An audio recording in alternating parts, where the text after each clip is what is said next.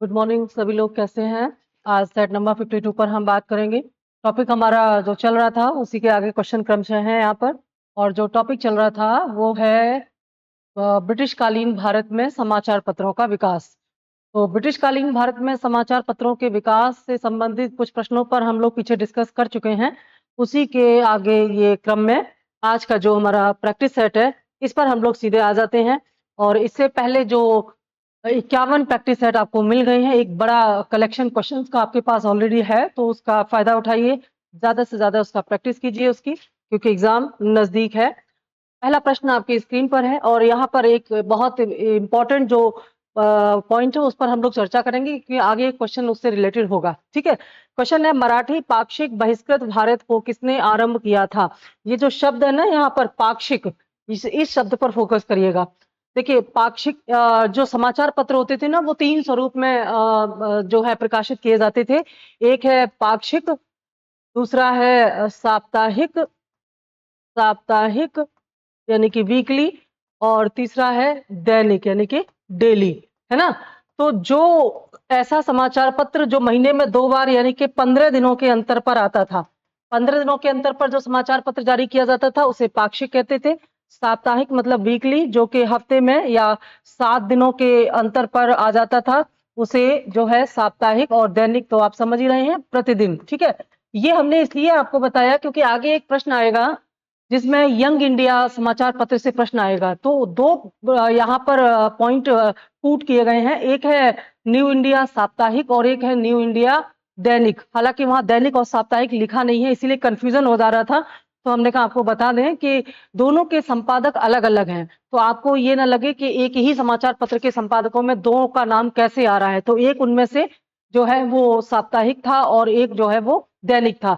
यहां पर पूछा गया है मराठी पाक्षिक बहिष्कृत, यानी कि मराठी भाषा में 15 दिनों के अंतराल पर आने वाली जो समाचार पत्र या पत्रिका है जिसका नाम था बहिष्कृत भारत, इसका आरंभ किसके द्वारा किया गया था। ए बाल गंगाधर तिलक ने, B doctor B R Ambedkar ने, सी वी डी सावरकर ने, और डी गोपाल कृष्ण गोखले ने।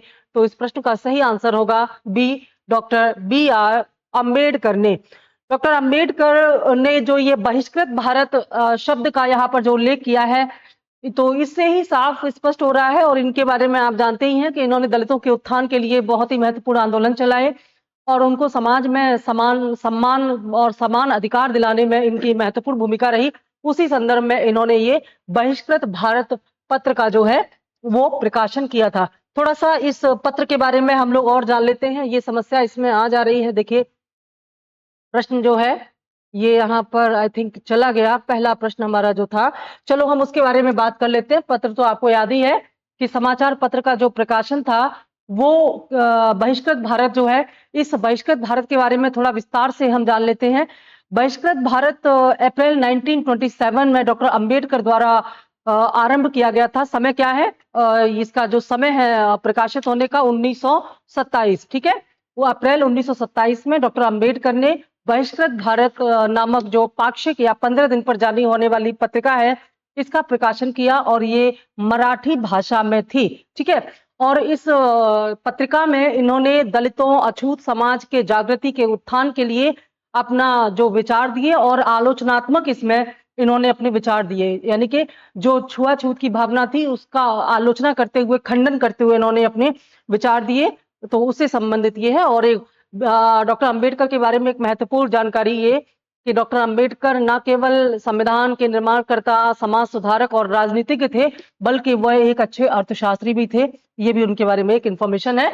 तो ये सेकंड क्वेश्चन हमारा है, अंग्रेजी पत्र द इंडिपेंडेंट किससे जुड़ा हुआ था। अंग्रेजी पत्र द इंडिपेंडेंट किससे जुड़ा हुआ था, ये प्रश्न यहाँ पर पूछा गया है। ऑप्शन ए महात्मा गांधी से, ऑप्शन बी सी आर दास से, ऑप्शन सी जवाहरलाल नेहरू से, और ऑप्शन डी मोतीलाल नेहरू से। ठीक है, तो इन चार में से वे कौन है जिन्होंने द इंडिपेंडेंट अंग्रेजी पत्र यानी कि अंग्रेजी भाषा में इस पत्र का, द इंडिपेंडेंट नामक पत्र का प्रकाशन किसने किया, या इनमें से किसका नाम है जो उसके साथ जोड़ा जाता है, ये आपको बताना है। और इसका सही उत्तर है मोतीलाल नेहरू। ठीक है, मोतीलाल नेहरू का नाम इस पत्र के साथ जुड़ा हुआ है जो कि अंग्रेजी भाषा में था। और इसका जो प्रकाशन है वो इलाहाबाद से हुआ था 1919 ईस्वी में। मोतीलाल नेहरू उदारवादी थे, लिबरल थे। तो अंग्रेजी भाषा में इन्होंने ये जो समाचार पत्र जारी किया था इलाहाबाद वर्तमान प्रयागराज से, इसमें मुख्य रूप से जो है एक जो समाचार पत्र आता था द लीडर, तो लीडर समाचार पत्र जो है वो उसका संपादन भी प्रयागराज से ही होता था। उस द लीडर के एक तरह से प्रतिस्पर्धा में मोतीलाल नेहरू अंग्रेजी भाषा में ही द इंडिपेंडेंट पत्र लेकर के आए, क्योंकि लीडर भी अंग्रेजी भाषा का ही था और उसका प्रकाशन भी प्रयागराज से ही, तत्कालीन इलाहाबाद वर्तमान प्रयागराज से ही इसका प्रकाशन होता था। तो इस द लीडर में जो सरकार के बारे में जो भी लिखा जाता था या उनके समर्थन में जो भी लिखा जाता था, उसके आलोचनात्मक समीक्षा करके उसकी प्रतिस्पर्धा के रूप में मोतीलाल नेहरू ये लेकर के आए। देखो, द लीडर समाचार पत्र के बारे में पिछले उसमें हम लोग बता चुके हैं, बात कर चुके हैं पिछले एपिसोड में।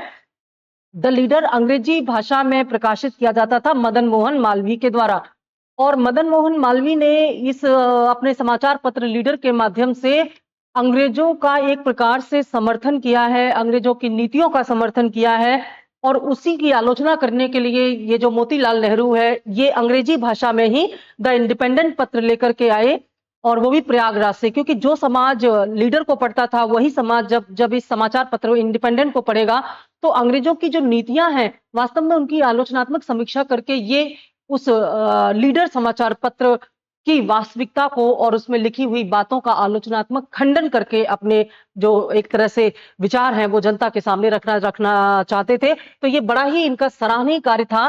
तो इस बात को याद रखेंगे कि जो द लीडर समाचार पत्र था, पीछे जो जैसे कि मैंने बताया मदन मोहन मालवीय के द्वारा इसका प्रकाशन किया जाता था, और ये एक प्रकार से ब्रिटिश सरकार का समर्थक था। ठीक है, ब्रिटिश सरकार के समर्थन में ये, इसलिए ब्रिटिश सरकार ने इसका काफी साथ दिया था। तो इसी की प्रतिस्पर्धा स्वरूप मोतीलाल नेहरू अंग्रेजी में ही द इंडिपेंडेंट पत्र लेकर के आए थे। ठीक है, अगला प्रश्न हमारे सामने, निम्न में से किसने कौमी आवाज नामक पत्र का आरंभ किया था? कौमी आवाज नामक समाचार पत्र का आरंभ इनमें से किसके द्वारा किया गया था? ए मौलाना अबुल कलाम आजाद, बी जवाहरलाल नेहरू, सी शौकत अली, और डी खलीकुज्जमा। तो इस प्रकार के प्रश्नों के उत्तर देते समय सामान्यतः बच्चे कॉमन सेंस लगाते हैं कि कोई ऐसा ही नाम होगा जो मुसलमान से या इस कौमी आवाज की जो उर्दू इसका नाम है उसी से जुड़ा हुआ कोई नाम होगा। तो कभी कभी ये तुक्का गलत साबित हो जाता है। तथ्यों के आधार पर, तार्किक आधार पर पढ़ेंगे तभी सही उत्तर दे पाएंगे, क्योंकि इसका सही आंसर है जवाहरलाल नेहरू। आपका ध्यान इन तीन में जाएगा, वो बिल्कुल इसका आंसर नहीं। अगर आपने पढ़ रखा है तो ही आप इसका आंसर दे पाएंगे। ठीक है, जवाहरलाल नेहरू जो है उन्होंने द कौमी आवाज पत्र का आरंभ किया था। इसके बारे में थोड़ा सा और जानकारी हम लोग ले लेते हैं। कौमी आवाज के बारे में नाम से स्पष्ट हो रहा है ये उर्दू भाषा में था। ठीक है, उर्दू लैंग्वेज में था ये, और जवाहरलाल नेहरू ने 1937 में इसका प्रकाशन किया है। 1937 में इस कौमी आवाज का प्रकाशन हुआ, और ये जो है लखनऊ से प्रकाशित किया जाता था। ठीक है, लखनऊ से इसका प्रकाशन आरंभ हुआ, जवाहरलाल नेहरू ने इसका प्रकाशन किया था। क्लियर हो गया सबको? देखिए, ये रेगुलर बैच आपके जो चल रहे हैं उसकी कुछ इन्फॉर्मेशन है, तो जो लोग इसके लिए इंटरेस्टेड हो वो इस पर कांटेक्ट करके और ज्यादा जानकारी ले सकते हैं। पॉलिटिकल साइंस और हिस्ट्री के रेगुलर बैच चल रहे हैं ऑलरेडी। अभी जो इसका टाइम है वो सुबह 7:30 बजे से 9 बजे तक का जो टाइम है ये पॉलिटिकल साइंस का, और सुबह 9 बजे से 10:30 बजे तक का टाइम है ये हिस्ट्री का क्लास होगा। 1.5 घंटे की क्लास होंगी। पीजीटी के लिए जिनके 2 ऑप्शन होंगे वो इसको ले लेंगे, बाकी पीजीटी और नेट जेआरएफ के लिए जिसके लिए भी अपना जो सब्जेक्ट होगा वो उसके लिए कॉन्टेक्ट कर सकते हैं। इनमें ध्यान दीजिएगा, ये बैच जो है ये टीजीटी पीजीटी नेट जेआरएफ के बैच होंगे। इनमें जो कंबाइंड टॉपिक है, इन सभी एग्जाम के जो कंबाइंड टॉपिक हैं जो सभी में आते हैं वहां से क्लास की शुरुआत होगी।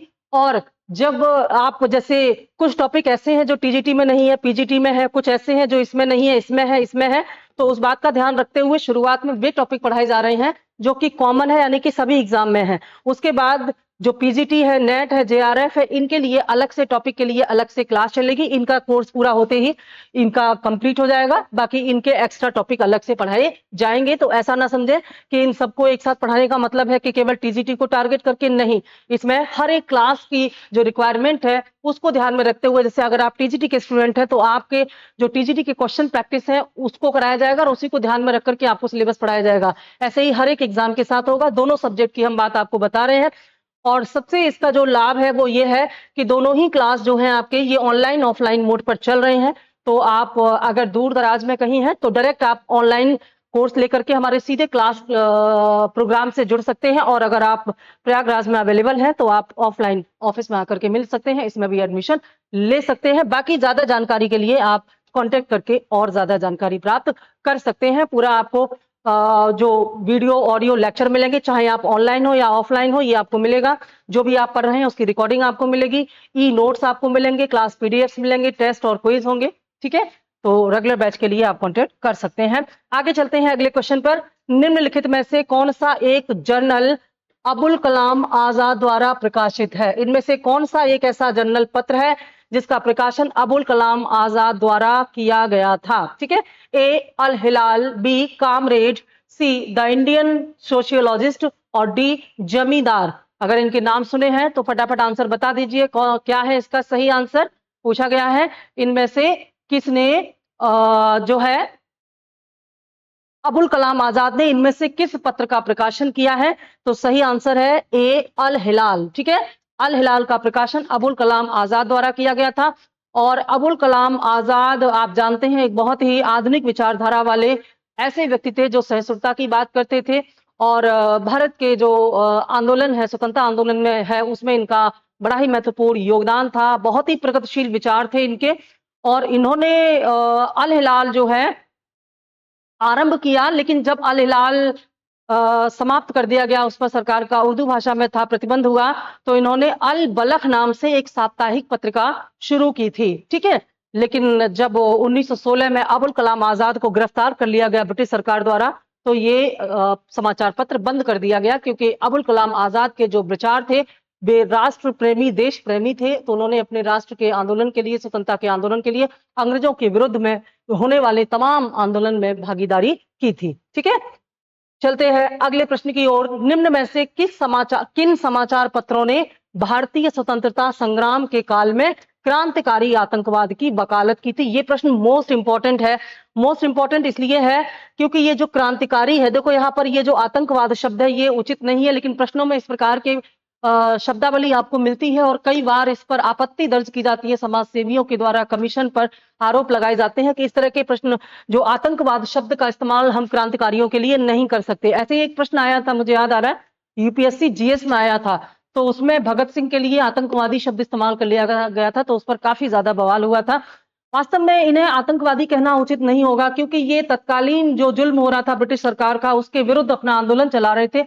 यद्यपि इनका रास्ता हिंसक, इनका रास्ता भले ही आप वर्तमान में समर्थन ना करें, लेकिन मंजिल जो है इनकी वो वही थी जो गांधीवादी आंदोलन की थी। तो इनके लिए आतंकवादी शब्द का यहाँ पर मेरे हिसाब से उचित नहीं होगा। फिलहाल प्रश्न पर आते हैं।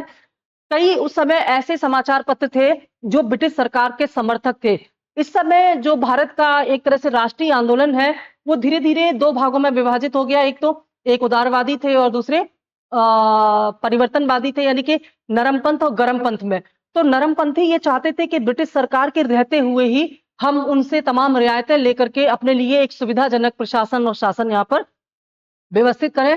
लेकिन जो गरमपंथी थे वो इसके पक्ष में नहीं थे, वो पूरी तरह से ब्रिटिश सरकार के विरोध में आकर के आंदोलन चलाते थे और पूर्ण स्वतंत्रता की विचारधारा का पालन करते थे। तो ऐसे ही जो क्रांतिकारी आंदोलन थे, क्रांतिकारी आंदोलन एक प्रकार से गरमपंथी आंदोलन का ही एक दूसरा मार्ग था, जिसके द्वारा वे आजादी को प्राप्त करना चाहते थे। और जब सोवियत विचारधारा से ये प्रभावित हुए, जब 1917 की रूस की क्रांति हुई, उस क्रांति में जब सोवियत विचारधारा की जीत हुई और आम आदमी ने मिल करके सत्ता को उखाड़ करके फेंक दिया, तो भारत के क्रांतिकारी आंदोलन को और ज्यादा बल मिला। दूसरी तरफ दूसरे विश्व युद्ध में जब जापान जैसे देश ने, जो कि अभी तक विश्व मानचित्र में बहुत महत्व नहीं रखता था, लेकिन दूसरे विश्व युद्ध के दौरान जापान ने उस समय की दुनिया की सबसे बड़ी शक्ति अमेरिका को जिस प्रकार से छक्के छुड़ा दिए, तो अमेरिका तो जापान और रूस की इन जो तमाम जो हो रहा था यहाँ पर, उससे भारत का जो क्रांतिकारी आंदोलन था काफी ज्यादा प्रभावित हुआ। हम देखते हैं कि किस प्रकार से जो है अब जो सुभाष चंद्र बोस थे, उन्होंने जापान के सहयोग से ही आजाद हिंद फौज का गठन करके और किस प्रकार से राष्ट्रीय आंदोलन में अपनी महत्वपूर्ण भूमिका निभाई। तो ये जो क्रांतिकारी थे, इनका विरोध करने वाले भी बहुत थे और इनका समर्थन करने वाले भी बहुत थे। और उस समय जो विरोध और समर्थन है, उसका सबसे बड़ा माध्यम क्या था? समाचार पत्र। क्योंकि समाचार पत्रों के माध्यम से जो विचार निकलते थे वे जन जन तक जाते थे। अब तक प्रेस और मीडिया का विकास हो ही चुका था, तमाम भाषाओं में इनके अनुवाद होते थे। तो इनमें से पूछा गया है कि कौन कौन से समाचार पत्र हैं जो स्वतंत्रता संग्राम के दौरान जो आंदोलन चल रहा था, उनमें से क्रांतिकारी आंदोलन का समर्थन करते थे। वास्तव में यहाँ आतंकवाद के स्थान पर आंदोलन शब्द उचित रहेगा। तो क्रांतिकारी आंदोलन का समर्थन करने वाले समाचार पत्र इनमें से कौन कौन से थे, ये आपको बताना है। पहला है संध्या, दूसरा युगांतर, तीसरा काल। तो इनमें कूट के आधार पर आपको उत्तर चुनना है और बताना है कि कौन कौन से थे। कूट ए 1 और 2, बी 1 और 3, सी 2 और 3 और डी 1, 2, 3। तो जब आप देखते हैं, इसका व्यापक अध्ययन करेंगे, तो आप पाएंगे कि इन तीनों ही समाचार पत्रों ने क्रांतिकारी आंदोलन का समर्थन किया था। अब इनके बारे में थोड़ा सा हम विस्तार से जानेंगे, क्योंकि ये वो समाचार पत्र हैं जो कि भगत सिंह, सुभाष चंद्र बोस और चंद्रशेखर आजाद जैसे क्रांतिकारियों की गतिविधियों को गलत नहीं मानते थे, बल्कि उनका समर्थन करते थे। और इसीलिए इन समाचार पत्रों के खिलाफ ब्रिटिश सरकार ने बहुत ही कठोर कार्यवाही की थी। ठीक है, इनमें ये जो तीनों समाचार पत्र हैं, तो इन्होंने पहली बात तो समर्थन किया है। दूसरी बात ये कि इनका प्रकाशन कब और किसके द्वारा किया गया। तो संध्या जो है, संध्या से शुरू करते। संध्या समाचार पत्र का जो प्रकाशन है 1906 में हुआ था और ब्रह्म बांधव उपाध्याय ने इसका प्रकाशन किया था 1906 में। देखो, भारत में 1905 में जब बंगाल विभाजन हुआ है, तो बंगाल विभाजन के बाद ही स्वदेशी आंदोलन की शुरुआत हो गई है। ठीक है, और वहीं से एक प्रकार से, हालांकि 1885 में जब कांग्रेस की स्थापना हुई, तो राष्ट्रीय आंदोलन का आरंभ वहां से माना जाता है। लेकिन 1905 में बंगाल विभाजन के बाद स्वदेशी आंदोलन, और उसके बाद फिर धीरे धीरे जो है यहाँ पर मुस्लिम लीग की स्थापना से लेकर के फिर दूसरी जो घटनाएं हुई, फिर कांग्रेस का सूरत विभाजन हुआ, इन सब की वजह से फिर धीरे धीरे क्रांतिकारी और तमाम जो ऐसे विचार थे जो अंग्रेजों के विरुद्ध थे, वो संगठित होते गए। तो ऐसे में ही संध्या नामक समाचार पत्र, जो कि 1906 में प्रकाशित किया गया था, और इसका प्रकाशन मैंने बताया ब्रह्म बांधव उपाध्याय ने किया है। इन्होंने इस प्रकार की गतिविधियों का समर्थन किया अपने समाचार पत्र में। ठीक है, लेकिन फिर इनको, जैसे कि इनके विचारों से भयभीत होकर के ब्रिटिश सरकार ने इनको गिरफ्तार कर लिया, जेल में डाल दिया, और 1907 में ही ब्रह्म बांधव उपाध्याय की मृत्यु हो गई जेल में ही। और मृत्यु के बाद ही ये, और कलकत्ता की जेल में इनकी मृत्यु हुई थी। नाम याद रखना, ब्रह्म बांधव उपाध्याय। ठीक है, ब्रह्म बांधव उपाध्याय इसके संपादक थे और उनकी जो मृत्यु है वो जेल में हो गई थी 1907 में, क्योंकि उनको बंदी बना लिया गया था। बताया मैंने, कारण आपको बता दिया। ठीक है, इसके अलावा जो युगांतर था, युगांतर समाचार पत्र का प्रकाशन क्या है, बारिंद्र नाथ घोष ने किया था इसका प्रकाशन, और इसकी शुरुआत भी 1906 में ही हुई थी। 1906 में बारिंद्र नाथ घोष।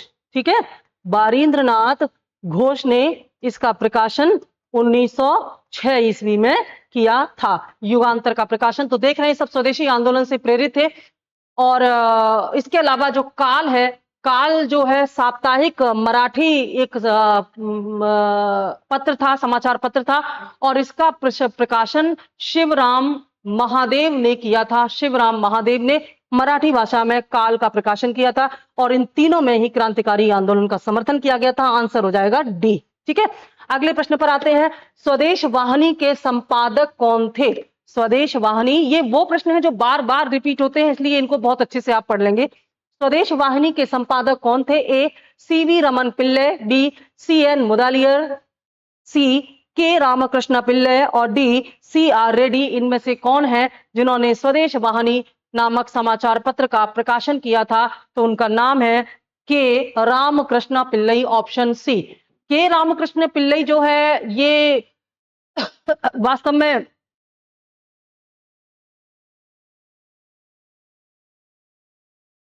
दक्षिण भारत से बिलोंग करते थे और ये एक राष्ट्रीय पत्रकार के रूप में जाने जाते थे। इन्होंने 1907 में जो है तिरुवनंतपुरम से इसका प्रकाशन किया था, 1907 1907 ईस्वी में तिरुवनंतपुरम में केरल से इसका प्रकाशन किया था के रामकृष्ण पिल्लई ने। ठीक है, अगला प्रश्न, निम्न में से कौन सा एक राष्ट्रवादी समाचार पत्र नहीं था?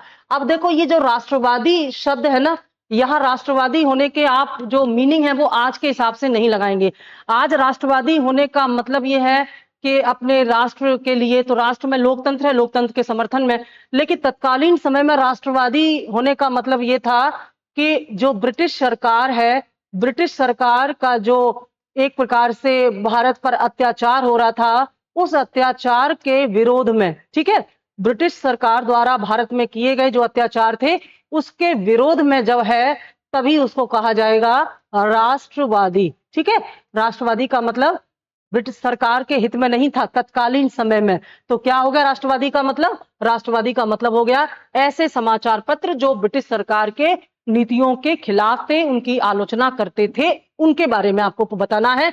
कौन सा एक ऐसा है जो राष्ट्रवादी समाचार पत्र नहीं था? महत्वपूर्ण प्रश्न है, भाषा समझना बहुत जरूरी होता है, क्योंकि अगर आप मीनिंग ही गलत समझेंगे तो आंसर भी गलत हो जाएगा। ठीक है, A the Hindu, B Bengali, C the Maratha यानी कि मराठा, ये मराठा समाचार पत्र था ना, उसकी बात हो रही है, मराठा। और डी है द टाइम्स ऑफ इंडिया। तो सही आंसर है द टाइम्स ऑफ इंडिया जो है ये राष्ट्रवादी नहीं था। बाकी ये जो तीनों हैं ये राष्ट्रवादी समाचार पत्र थे। ठीक है, मराठा के बारे में तो आप जानते ही हैं, किस प्रकार से तिलक ने मराठा और केसरी के माध्यम से महाराष्ट्र में राष्ट्रवाद के उत्थान में महत्वपूर्ण भूमिका निभाई। इन्होंने शिवाजी महोत्सव, गणेश महोत्सव के द्वारा महाराष्ट्र के लोगों को संगठित करने का काम किया। तो उसी दौरान इन्होंने ये जो अपनी दो पत्रिकाएं हैं केसरी और मराठा, इसका प्रकाशन किया। तो ये तो राष्ट्रवादी थी ही, लेकिन द टाइम्स ऑफ इंडिया ये राष्ट्रवादी समाचार पत्र नहीं था। और इसका जो प्रकाशन है वो 1838 ईस्वी में हुआ था। और एक अंग्रेज कंपनी थी बेनेट कॉलमैन एंड कंपनी, इन्होंने इसका प्रकाशन किया था। तो ये राष्ट्रवादी नहीं था। ठीक है, अगला प्रश्न है, क्रांतिकारी काल की निम्नलिखित लोकप्रिय पत्रिकाओं में से कौन अनेक कारणों से कांग्रेस की आलोचना करती थी? ठीक है, इनमें से कौन सी ऐसी पत्रिका है जो कि कांग्रेस की नीतियों की आलोचना करती थी? और यहां पर शब्द जोड़ दिया गया है क्रांतिकारी काल की, क्योंकि जो क्रांतिकारी आंदोलन था ये कांग्रेस की नीतियों से संतुष्ट नहीं थे। ये मानते थे कि कांग्रेस की जो नीतियां हैं उनमें बहुत टाइम लग जाएगा हमें आजादी प्राप्त करने में, जबकि ये क्रांतिकारी बहुत जल्दी और अन्य देशों से प्रेरित होकर के दूसरे तरीके से आजादी प्राप्त करना चाहते थे। अंग्रेजों पर दबाव बना करके ये आजादी प्राप्त करना चाहते थे। तो इसीलिए इसमें कौन सा एक पत्र है जो कांग्रेस की आलोचना करती थी, उसकी बात यहां पर। ये कांग्रेस को कांग्रेस पार्टी न समझे, कांग्रेस संगठन था जिसकी स्थापना ए.ओ. ह्यूम द्वारा 1885 में की गई थी और यहीं से भारत में राष्ट्रीय आंदोलन का आरंभ माना जाता है। ठीक है, तो हमें बताना है कि कौन सा इसमें है जिसका जो कांग्रेस का अनेक कारण, अनेक मुद्दे थे उनके आधार पर उनकी आलोचना करती थी। तो इसका सही आंसर है ए बंगवासी, बी काल, सी केसरी। और आप देख रहे हैं ये तीनों ही राष्ट्रवादी हैं। पहले तो ये देख लो, तीनों ही जो ये पत्रिकाएं हैं ये राष्ट्रवादी हैं, और राष्ट्रवादी हैं तो जाहिर सी बात है राष्ट्र हित में अपने विचार लिखती हैं। और उस समय राष्ट्र हित का मतलब ही था कि ये एक प्रकार से क्रांतिकारी गतिविधियों का समर्थन करती थी। तो ये सभी वाला आंसर आपका सही होगा, ऑप्शन डी। ये तीनों ही पत्र हैं जो कि कांग्रेस की आलोचना करते थे, मुख्य रूप से उदारवादी नीतियों, क्योंकि आरंभ में कांग्रेस के संगठन पर उदारवादियों का ही प्रभाव अधिक था। ठीक है, आगे जब राष्ट्रीय आंदोलन पढ़ाएंगे, क्वेश्चन आएंगे तो उनमें बताएंगे आपको। अगला प्रश्न है, क्रांतिकारी गतिविधियों के साथ कौन सी पत्रिका जुड़ी हुई नहीं थी? 4 पत्रिकाओं के नाम है, इनमें से कोई एक है जिसका संबंध क्रांतिकारी गतिविधियों से नहीं था, बाकी 3 का संबंध क्रांतिकारी गतिविधियों से था। ठीक है, और क्रांतिकारी आंदोलन भारत के अंदर और भारत के बाहर भी चल रहे थे, जो पूरी तरह से अंग्रेजों के विरोध में क्रांतिकारियों का समर्थन करते थे। तो आपको बताना है इनमें से कौन क्रांतिकारी गतिविधियों के साथ संबंधित नहीं था। ए संध्या, बी युगांतर, सी गदर और डी यंग इंडिया। तो सही आंसर है यंग इंडिया। ये तीनों ही क्रांतिकारी गतिविधियों से जुड़े हुए थे, लेकिन यंग इंडिया नामक समाचार पत्र ये क्रांतिकारी गतिविधियों से जुड़ा हुआ नहीं था। ये बात आपको तब याद आएगी जब आप जानेंगे कि इसका प्रकाशन किसने किया। तो जी हाँ, इसका प्रकाशन किया है गांधी जी ने, और गांधी जी क्रांतिकारी गतिविधियों के समर्थक नहीं थे। ठीक है, ये एक साप्ताहिक पत्र था जिसका प्रकाशन गांधी जी ने किया था।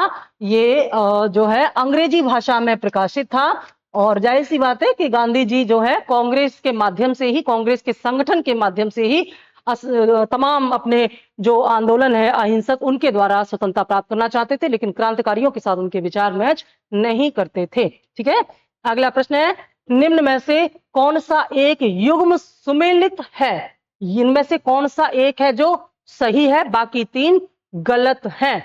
ये आपको बताना है। इस प्रकार के प्रश्नों को करने के लिए बहुत सावधानी चाहिए, क्योंकि थोड़ा सा भी गलत हुआ, और इसमें क्या होता है ना, तीन के उत्तर आपको पता होंगे तभी आप चौथे के बारे में बता सकते हैं, क्योंकि पूछा है कौन सा, अच्छा सुमेलित है पूछा है, ये ध्यान रखना, सुमेलित है। तो एक है जो इसमें सुमेलित है, बाकी तीन है जो सुमेलित नहीं है, ये आपको बताना है। ए महात्मा गांधी मूक Nayak, B Bal Gangadhar Tilak Young India, C Annie Besant Commonwealth, और D doctor B R Ambedkar Kesari. तो आसान लग रहा है, क्योंकि आप जानते हैं केसरी अंबेडकर का नहीं था, कॉमन ये जो यंग इंडिया है ये तिलक का नहीं था, मूक नायक महात्मा गांधी का नहीं था, केवल सी वाला सही है, एनी बेसेंट के का समाचार पत्र था, कॉमनवेल्थ, ये वाला आंसर सही है। ठीक है, बार बार पढ़ने से वो एकदम आपके दिमाग में बैठ जाता है, देखते ही अगर बार बार पढ़ा है तो ही, बगैर पढ़े नहीं आएगा। तो इसमें एनी बेसेंट ने जो है कॉमनवेल्थ समाचार पत्र का प्रकाशन किया था 1914 ईस्वी में, और इनके बारे में आप जानते हैं, एनी बेसेंट एक बहुत ही प्रख्यात समाज सेविका थी, स्वतंत्रता सेनानी थी। इन्होंने अन्याय के विरुद्ध बड़ा ही कड़ा प्रतिरोध किया था, और इसीलिए इनको भारत की आयरन लेडी भी कहा जाता है। ठीक है, और गांधी जी ने इनको एक नाम दिया था वसंत देवी, एनी बेसेंट को एक नाम दिया था गांधी जी ने वसंत देवी। शायद पहली बार सुन रहे होंगे आप ये फैक्ट, इसको नोट कर लो, वसंत देवी इनका एक और नाम था। आयरन लेडी तो पहले से ही जानते हैं। ठीक है, और बाकी जो है ये यहाँ पर गलत है। तो मूक नायक समाचार पत्र महात्मा गांधी की नहीं बल्कि अंबेडकर की थी। अगर हम देखें तो अंबेडकर की थी मूक नायक, और यंग इंडिया आपको मैंने बताया ये गांधी जी की का पत्र था। ठीक है, इसके अलावा तिलक का पत्र जो है वो केसरी था। अगर कूट करने के लिए आता तो इस प्रकार से आप कर सकते थे कूट। अगला प्रश्न, निम्नलिखित को सही कालानुक्रम में व्यवस्थित कीजिए और नीचे दिए गए कूट की सहायता से सही उत्तर का चुनाव कीजिए। ठीक है, Dramatic Performance, Vernacular Press Act, North Western Provinces and Awadh Act, और बंगाल टेंडेंसी एक्ट, ये चार कानून हैं जो कि अलग अलग समय पर पारित हुए हैं। आपको बताना है इनके पारित होने का सही क्रम क्या है। मैंने कहा ना, इस प्रकार के प्रश्न कठिन होते हैं, लेकिन ऐसे प्रश्न आते हैं आपके एग्जाम में, आपने देखा होगा, तो अभ्यास पहले से रहेगा तो ज्यादा सही रहेगा। क्रम से लगाना है, कौन सा कानून अधिनियम कब पारित हुआ उसका सही क्रम है। इसमें सही आंसर है ए 1 2 4 3, ये वाला जो है आपका सही है। तो सबसे पहले ये, फिर ये, उसके बाद चौथा, उसके बाद ये तीसरा होगा। थोड़ा इनके बारे में जान लेते हैं। ये जो डायमेट्रिक परफॉर्मेंस है 1872 ईस्वी में आया था, 1872 ईस्वी में आया था ये, और ये 1878 ईस्वी में आया था। हम पीछे इसकी बात कर चुके हैं वर्नाकुलर प्रेस एक्ट की। जो लोग नए जुड़े हैं चैनल से, पीछे जाकर के जरूर देखें, बहुत ही इंपॉर्टेंट प्रैक्टिस सेट पड़े हुए हैं ऑलरेडी। ठीक है, इसके अलावा जो वर्नाकुलर प्रेस एक्ट की हमने बता दिया। बंगाल टेंडेंसी एक्ट जो है ये 1885 में जो है औपनिवेशिक व्यवस्था को भारत में लागू किया करने के लिए, स्थायी रूप से परमानेंट यहाँ पर सेटल्ड करने के लिए किया गया था। तो 1885 में बंगाल टेंडेंसी एक्ट लाया गया, और इसके अलावा 1890 ईस्वी में ये वाला अधिनियम पारित हुआ था। तो क्रमशः 1872, 1878, 1885 और 1890 के आधार पर कूट नंबर ए इसमें सही आंसर होगा। ठीक है, अगला प्रश्न है, औपनिवेशी भारत के प्रेस एवं साहित्य के विषय में निम्न कथनों पर विचार कीजिए। औपनिवेशिक भारत में जो प्रेस और साहित्य था उसके बारे में आपको सही कथन आपको बताना है कि इनमें से कौन कौन से कथन सही हैं। ठीक है, पहला है मुद्रण या प्रिंट मीडिया ने देश के विभिन्न भागों में रहने वाले राष्ट्रवादियों को आपस में विचार विनिमय के लिए आदान प्रदान किया, आधार प्रदान किया। ठीक है, दूसरा है ब्रिटिश शासक अपने शासन की राष्ट्रवादी आलोचना सहने को तैयार थे। तीसरा है वर्नाकुलर प्रेस एक्ट 1878 ने अभिव्यक्ति की स्वतंत्रता के अतिक्रमण के विरोध में राष्ट्रव्यापी आंदोलन को जन्म दिया था। इनमें से कौन कौन से सही हैं? देखो भाई, ये जो ब्रिटिश शासक अपने शासन की राष्ट्रवादी आलोचना सहने को तैयार थे, ये तो सामने से लग रहा है कि बिल्कुल सही नहीं है। इसमें तो कोई ऐसा तथ्य ही नहीं है। अंग्रेज कभी भी अपनी आलोचना सुनने को तैयार नहीं थे। जब भी किसी समाचार पत्र ने उनकी आलोचना करने का प्रयास किया, उन्होंने तुरंत कठोर कानून बना करके उनका मुंह बंद करने का काम किया है। तो इसमें आंसर होगा केवल पहला और तीसरा सही है, और ए इसका सही आंसर होगा। इसके बारे में हम पीछे काफी डिटेल्स में बता चुके हैं पीछे वाले वीडियो में, और ये भी आप जानते हैं कि प्रिंट मीडिया से जो राष्ट्रवादी थे उनके विचारों में आदान प्रदान हुआ था। ठीक है, अगला प्रश्न है, निम्न में से कौन सा या कौन कौन से कथन गांधी जी द्वारा वर्ष 1909 में लिखी गई हिंद स्वराज के बारे में सत्य है? गांधी जी ने 1909 में हिंद स्वराज नामक एक पत्र का प्रकाशन किया, तो इसमें इसके बारे में कौन कौन सा सही है? पहला है हिंद स्वराज भारतीय राष्ट्र की एक सभ्यता परक संकल्पना प्रस्तुत करती है। दूसरा है हिंद स्वराज यह स्पष्ट करती है कि भारतीयों की दुर्दशा में सुधार के लिए संसदीय लोकतंत्र आवश्यक था। तीसरा है हिंद स्वराज यह तर्क देती है कि औद्योगिक पूंजीवाद समाज की अनैतिकता के लिए उत्तरदायी था। अगर आप गांधी जी के विचारों के बारे में जानकारी रखते होंगे तो आप बिना रटे हुए इस प्रश्न का उत्तर दे सकते हैं। कॉन्सेप्चुअल आंसर है इसका, कॉन्सेप्ट है पूरी तरह से। तो इसका सही आंसर हो जाएगा कि गांधी जी के बारे में केवल पहला और तीसरा इस हिंद स्वराज के बारे में सही है, क्योंकि हिंद स्वराज जो है यहाँ पर जो राष्ट्र की एक सभ्यता परक संकल्पना प्रस्तुत करती है, बिल्कुल सही है। इसमें यह तर्क दिया गया है कि औद्योगिक पूंजीवाद समाज की अनैतिकता के लिए उत्तरदायी था।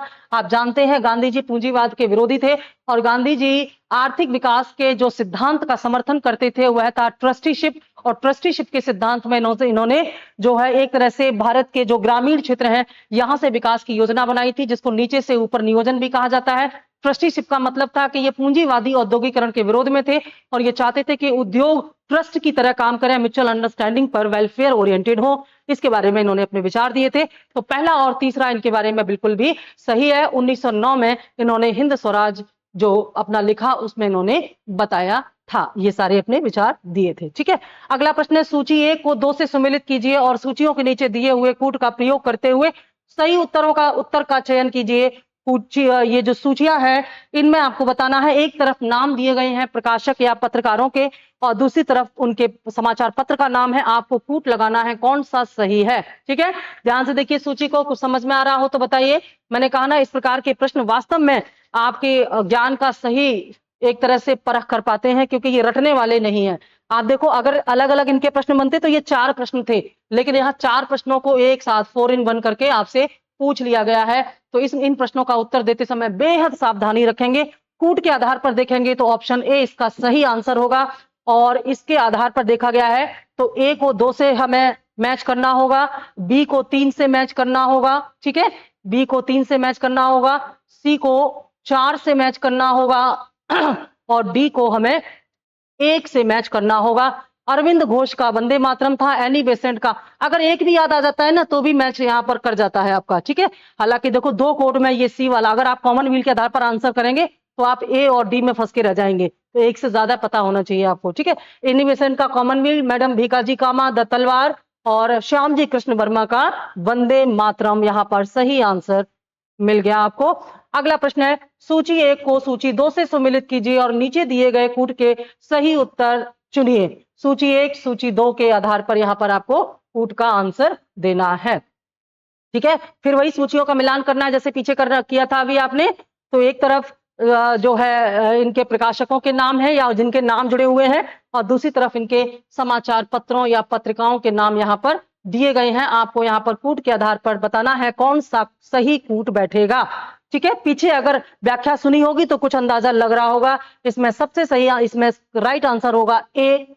इसमें है ए का मिलान 1 से करना है, बी का मिलान 3 से करना है, सी का मिलान 4 से करना है, और डी का मिलान 2 से करना है। ठीक है, तो बिपिन चंद्र पाल की जो रचना है वो क्या है? New India.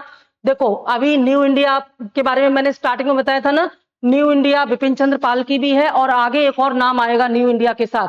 तो ये वाली न्यू इंडिया क्या है? ये साप्ताहिक है और जो आगे पढ़ेंगे वो दैनिक है न्यू इंडिया। ठीक है, तो अरविंद घोष वंदे मातरम से जुड़े हुए हैं, ब्रह्म बांधव उपाध्याय संध्या से, मोहम्मद अली जो है ये कामरेड। इस आधार पर ऑप्शन ए आपका सही आंसर होगा। ठीक है, आगे चलते हैं। निम्न में से कौन एक सही सुमेलित नहीं है?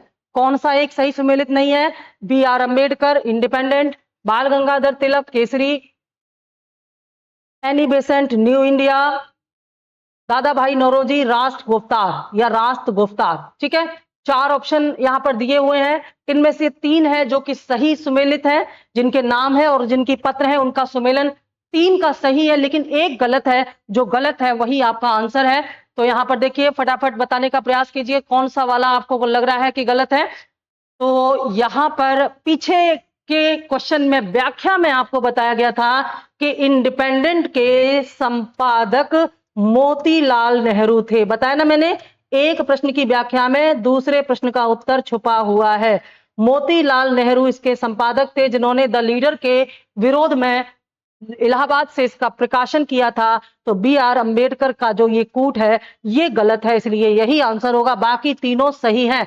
देखो एनी बेसेंट का नाम यहाँ न्यू इंडिया से जुड़ा हुआ है और पीछे तिलक का भी नाम, पीछे एक और नाम जो पीछे मैंने बताया था, देख लेते हैं किसका जुड़ा था, विपिन चंद्र पाल का, है ना। तो वो इसलिए क्योंकि ये एक साप्ताहिक है और एक दैनिक है। तो any Besant New India, Dadabhai Naoroji राष्ट्र गुफ्तार, लेकिन अंबेडकर जो है इंडिपेंडेंट, ये गलत है क्योंकि इंडिपेंडेंट का नाम मोतीलाल नेहरू से जुड़ा हुआ है, ना कि बी आर अंबेडकर से। बहुत महत्वपूर्ण प्रश्न था ये। अगला प्रश्न फिर से सूची 1 सूची 2 को सम्मिलित कीजिए और दिए गए कूट के आधार पर सही उत्तर चुनिए। समाचार पत्र को संपादक के नाम से मिलान करके आपको सही कूट यहाँ पर चुनाव करना है। इस प्रकार के इस वाले प्रैक्टिस में ज्यादा इस तरह के क्वेश्चन आ गए, लेकिन यकीन मानिए जब इस तरह के प्रश्न आप ज्यादा सॉल्व करेंगे तभी आपका अभ्यास अच्छा बनेगा और कंफ्यूजन की गुंजाइश नहीं होगी इस प्रकार के प्रश्नों में। ठीक है, तो इनसे भागना नहीं है बल्कि इनको सॉल्व करना है। तो इसका सही उत्तर जो है वो हो जाएगा आपका ए। देखो अभी पीछे बता के आए हैं कि काल का संपादक शिवराम महादेव ने किया था। ठीक है, अगर ये भी याद आ गया तो भी आपकी बात बन जाएगी। ठीक, इसके अलावा बी का 1 से मिलान करना है, बंगाली सुरेंद्रनाथ बनर्जी, सुधारक गोपाल कृष्ण गोखले और सोम प्रकाश द्वारिकानाथ विद्याभूषण। इसके आधार पर ऑप्शन ए सही आंसर है। फिर से आ गया कूट, सूची 1 को सूची 2 से सुमिलित कीजिए, सही आंसर का चुनाव कीजिए। यहां भी समाचार पत्र और आरंभ करने वाले व्यक्ति यानी कि संपादक का नाम है और सामने है सूची 1 और 2। अगर देखिए कोई पीछे हम बता चुके हैं, इनमें से कोई नाम ऐसा है जिसके बारे में हमने पीछे बताया? यस, 2 नाम है, एक कॉमनवेल है और लीडर है। इनकी व्याख्या हम पीछे कर चुके हैं। अगर आपको इनके नाम याद आ जाएंगे तो आप बिना आंसर देखे बता सकते हैं कि लीडर का नाम मदन मोहन मालवीय से जुड़ा है और कॉमनवेल का नाम एनी बेसेंट से जुड़ा है। बाकी अपने आप मिल जाएंगे। चलो देखते हैं किस ऑप्शन में बी को ए से मिलाया गया है। देखो ऑप्शन बी को यहाँ पर ए से मिलाया, 1 से मिलाया गया है ना। बी को 1 से मिलाया गया है और सी को किससे मिलाना चाहिए? हमारे हिसाब से सी को मिलाना चाहिए 2 से। तो सी को 2 से, बस मिल गया आंसर। बिल्कुल मेहनत नहीं करनी पड़ी, पीछे की व्याख्या से आंसर, बाकी सब अपने आप ही मिल गए, है ना। तो उसके हिसाब से देखा जाए तो जो है ए का 3 से मिलान हो जाएगा, फिरोज शाह मेहता, बॉम्बे क्रॉनिकल और सर्च लाइट जो है सच्चिदानंद सिन्हा। कितना आसान हो गया देखो इसको सॉल्व करना। ठीक है, फिर अगला कूट है, सूची को मिलान करना है, समाचार पत्र और भाषा। यहां पर भाषा का मिलान करना है, कौन सा समाचार पत्र किस भाषा में था ये आपको बताना है। ठीक है, तो सामने आपके लिखा हुआ है, अगर इसके बारे में कहीं बताया गया है या पिछली जो व्याख्या आपने पढ़ी है निश्चित तौर पर कहीं ना कहीं जरूर इसकी बात हमने की होगी। इसीलिए हम आपसे कह रहे हैं कि पीछे जाइए, जो आप नए जुड़े हैं जिन्होंने नहीं देखे पीछे के वीडियो, वो उनको जरूर स्टडी करें एक अच्छी समझ के लिए, आने वाले एग्जाम के लिए ध्यान में रख करके ये आप जरूर बार बार स्टडी करें। एक बार पढ़ लिया है तो फिर दोबारा पढ़ें, क्योंकि 50-51 हो चुके हैं, काफी पीछे छूट चुका है, उसको फिर से रिवाइज करने के लिए आप पीछे जा सकते हैं। तो इसका सही आंसर क्या होगा? सी इसका सही आंसर होगा। चलिए देखते हैं सी के आधार पर। ए का मिलान 3 से करना है, भारत मित्र हिंदी भाषा में था। इसके अलावा 4 का मिलान किससे करना है? बी का मिलान करना है 4 से। बी का मिलान 4 से करना है, राष्ट्रमत मराठी भाषा में था। सी का मिलान 2 से करना है, ठीक है, प्रजामित्र गुजराती में, और डी का मिलान 1 से करना है। नायक का बंगाली भाषा में प्रकाशन किया गया था। बहुत महत्वपूर्ण प्रश्न। लास्ट प्रश्न है हमारा, सूची 1 को सूची 2 से सुमेलित कीजिए। आज सूचियां बहुत ज्यादा है भाई, तो सूची 1 में समाचार पत्र और सूची 2 में संस्थापकों के नाम है या संपादकों के नाम है। तो फिर से देखो, यहां पर आपकी हेल्प करने के लिए द लीडर आ गया। चलो द लीडर को जोड़ दो। सबसे पहले मदन मोहन मालवीय ने, देखो कितने काम आए ये मदन मोहन मालवीय आपके। अब चलो देखते हैं कि ये हम ट्रिक बता रहे हैं आपको, और ये एग्जाम में तो ऐसा तभी हो सकता है जब एक ही कूट में इसको मिलाया गया हो। कई बार 3-3 में मिला देते हैं, तो बाकी जब तक नहीं मालूम है आंसर आप नहीं ले पाएंगे। चलो देखते हैं किसमें बी का मिलान 3 से किया गया है। तो बी का मिलान 3 से करने वाले 2 ऑप्शन है। अब आप फंस गए 50-50। अब ए और सी में आपका आंसर फंस गया, तो ऐसे में एक और आपको चाहिए हेल्प, बिना उसके आप नहीं बता पाएंगे, क्योंकि इसमें 2 ऑप्शन ऐसे हैं जिसमें द लीडर को मदन मोहन मालवीय से जोड़ा गया है और आंसर तो एक ही होगा अपना। तो फिर ऐसे में क्या करें, ऐसे में हम एक और अगर हमारे पास फैक्ट है तो उसके आधार पर हम देखेंगे। तो इन दोनों में हमारा राइट आंसर हो जाएगा ए, ठीक है। तो ए आंसर होगा। तो क्या होगा, ए का मिलान 4 से करना है। दैनिक जो है ये शिव प्रसाद गुप्ता से, इसके बारे में पीछे बताया गया था। दैनिक आज का संपादन किसने किया है, शिव प्रसाद गुप्ता ने किया है। इसके अलावा बी का मिलान 3 से करना है, द लीडर का हो ही चुका है पहले। सी का मिलान 2 से करना है, हेराल्ड जवाहरलाल नेहरू, हाँ इसके बारे में पीछे बताया था, द नेशनल हेराल्ड ये जवाहरलाल नेहरू ने, और द पायनियर का संपादन जॉर्ज एलन ने किया है। ये थे हमारे आज के 20 महत्वपूर्ण प्रश्न। और ये जो यहाँ पर जीएस फाउंडेशन बैच का ऐड दे दिया गया है, तो आप देख सकते हैं जो लोग जीएस पढ़ना चाहते हैं, आने वाले जो टीजीटी पीजीटी के लिए जीएस आने वाले जो कई एग्जाम ऐसे हैं आपके जिनमें लेक्चरशिप के लिए, पीजीटी के लिए, टीजीटी के लिए अब न्यू वैकेंसी जो आएंगी उसमें आपको जीएस का भी पेपर देना पड़ेगा। तो जो लोग पहले से अपनी तैयारी करना चाहते हैं वो जुड़ सकते हैं हमसे, ऑनलाइन ऑफलाइन जीएस के भी, क्योंकि कंप्लीट कोर्स हम लोग चलाते हैं। पूरा यहाँ पर जीएस का कोर्स चलता है। सिविल सर्विसेज के लिए जीएस अलग है और आप लोगों के लिए जीएस अलग है, ठीक है। मिलते हैं अगले हमारे प्रैक्टिस सेट में, तब तक इसको एंजॉय कीजिए। Thank you.